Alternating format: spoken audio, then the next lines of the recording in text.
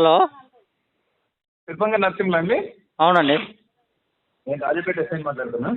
చెప్పండి సార్. ఎక్కడున్నారు? నేను బయట ఉన్నా సార్.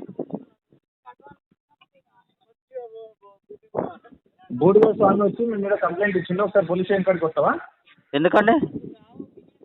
బూడిద స్వామి వచ్చి కంప్లైంట్ ఇచ్చిండు మీ మీద. ఏమని కంప్లైంట్ ఇచ్చిండు? అదే ల్యాండ్ దగ్గర స్టడీస్ చేస్తున్నారు, ల్యాండ్ చేసినా? ఆ? ఏం చేసినా సార్ చెప్పండి. నువ్వేం చేసినావు అనేది ఇక్కడికి వస్తే చెప్తాము. కంప్లైంట్ ఇచ్చింది మీ మీద. అరే కంప్లైంట్ అంటే ఉట్టినే వస్తారా సార్? ఉట్టిగానే వస్తుందంటే మరి కంప్లైంట్ చేస్తే ఉట్టినే వస్తారా? కడీలు ఇరగొడుతున్నాడు, మాటికి మాటికి మేము పోయి పాతిన కొద్దిగా బెదిరిస్తూ కడీలు కొనగొట్టిండని చెప్పి కంప్లైంట్ ఇచ్చిండా? అవును.